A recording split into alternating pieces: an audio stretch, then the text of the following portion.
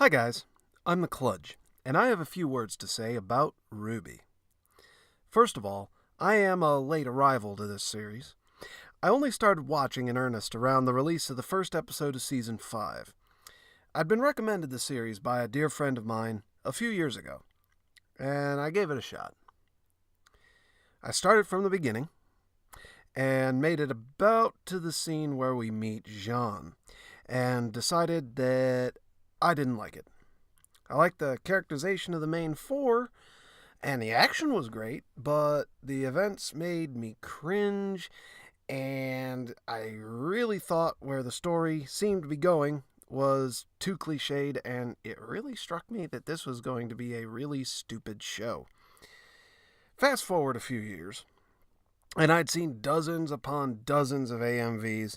I'd read the TV tropes page, and I began reconsidering my analysis of the show. So when the Season 5 premiere showed up on my recommendations on YouTube, I decided I'd give it a shot. I watched Season 5, Episode 1, and wait, this is not the show that I tabled all those years ago. So back to it from the beginning. But this time, I was fully aware that these immature, overblown characters were going to have their entire world shaken. Every set piece they're goofing around right now is going to be turned into burning rubble. Everything is going to get turned on its head. I knew Pyrrha was going to die. I knew Yang was going to lose an arm, and it changed everything. The moments between Pyrrha and Jean became more poignant and made their interactions much more powerful. The extreme awkwardness of the main cast's interactions became a lot more endearing in the knowledge that they'd look back on these as the happiest moments of the good old days before everything went to hell. And that's what it took to get me to Season 2. And Season 2 is where RWBY really starts for me. It's where the writing team finally started to understand the concept of character development and dialogue. The characters began to get rounded out. They stopped being simple, two-dimensional caricatures and really started to make sense as actual people with flaws and strengths and goals and senses of humor. And who can forget that most iconic theme song for the entire series? I don't care what you say. That theme is the RWBY theme. I think a lot of people will agree with me on that one. And it's also where the real world building started. The overarching plot began to come together in the sense that there really was something beyond the four walls of the school. And most importantly, to me, is the feeling that the story is bigger than the main characters. A problem I see often with this sort of action show is where these underprepared, plucky novice characters with a lot of bombast and confidence end up going toe-to-toe with movers and shakers in the story world who've fought and trained and worked for years and years.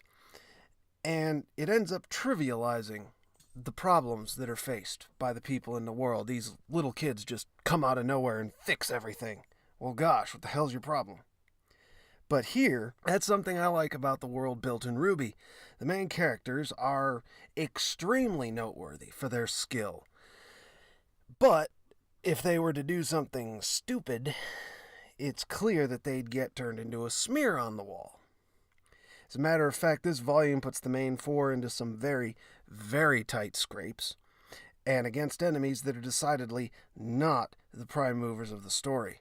They don't outclass the baddies. They succeed by getting the drop on them and having strong allies in the huntsmen and the instructors. The entire sequence, no breaks, where Yang and Weiss face Neo and the Lieutenant, comes to mind. The main four fail in their primary objective and nearly get killed in the process. Which segues into the notorious Volume 3, where Team RWBY and Juniper get used as pawns in the grand scheme, which turns out to be even bigger than we're led to believe. But I'm getting a little ahead of myself. The tournament arc! Obligatory in this genre, and not entirely logical, But it showcases a few things that I just discussed that I really like about this story and the character's place in it. It shows that Team RWBY and Juniper are really remarkable groups of students. I mean, they're first years, and they're throwing down with the best upperclassmen the entire kingdoms have to offer. It also brings to bear the real plan the villains have in mind, and with one exception, it has nothing to do with the main characters. It's entirely over their heads. That's a little bit of authenticity you don't see in fantastic sci-fi very often. Team RWBY at the same time gets to shine out, and we get to see just how tiny that light actually is. And then the gears start to turn, and these characters we've grown to know and love begin to get crushed in between the gigantic teeth of the greater machination of who we later discover to be Salem, and in the worst way. The feeling I felt is that of a hyperactive dog running at full tilt and then suddenly hitting the end of its leash. Even though I knew it was coming, I was still blindsided and wrenched as the trap was sprung and watched our beloved characters get torn down and hurled into an uncaring world so much bigger than they are. We heard over and over from the teachers and the huntsmen that Team RWBY had a long way to go, and unlike so many of these series, the story proved it out. It's this follow-through that sets RWBY apart from so many other series. Now, Volume 4 saw a huge bump in art and animation, but a definite slowdown in pace, and a focus on filling in the backstory that we didn't get before. It's garnered a hell of a lot of criticism for this, but I watched it, remember, immediately after the explosive third volume. I mean, minutes.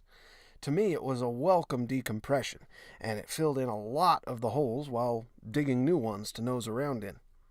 I can definitely see how many fans who had a whole year to get over the emotional roller coaster that was the climax of Volume 3 would be put off by the comparatively chill Volume 4.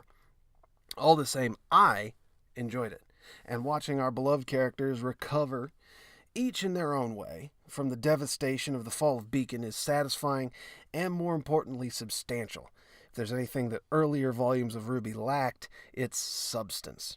Sure, we got silly moments and friendship arcs and a certain amount of development, but Volume 4 is the first time we really get to see our beloved characters really internalize that they aren't good enough yet, that they made it through Volume 3 on their gumption and go-getter attitudes, but they've finally grown to understand they need to get stronger and they need to get smarter to make a difference in the war that they've suddenly been thrust into.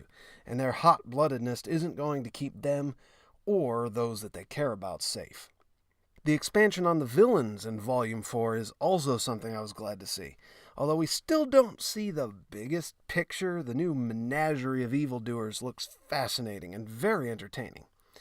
And we get to see a human side of Cinder that we hadn't seen before. No longer is she Eviletta McEvilface, with her cunning plans that they've made fun of so eloquently in RWBY Chibi. She's one of many flawed, troubled, and fallible enemies who our heroines and heroes will have to face. Hazel interests me in particular. I look forward to seeing him in action. Volume 5 seems to be continuing in much the same direction as Volume 4, and at the same kind of pace. The first couple of episodes were in a half-hour format, which I felt fit much better with the pacing of the later seasons. I found myself really wishing that the series as a whole would move towards this format, as the more in-depth story that's being told now would be better suited to it. Particularly Blake's story, which I think suffers from being fragmented into little parts of 15-minute episodes. Altogether, I've been thoroughly hooked by RWBY. I find it looming in the back of my mind every minute of every day. I'm constantly speculating about where the story might be going, and I'm looking forward to where RWBY will begin taking the story. I want to know what the deal is with Salem and Ozpin, with Team Stark, with Salem's Lot. What's the future of Team RWBY, Ranger, the Kingdoms, the Fang? I can't say I've had this kind of investment in an ongoing story since I was much younger, and with that, I look forward to the next episode. Thanks y'all for listening. This is Kludge, and I hope to speak with you again sometime.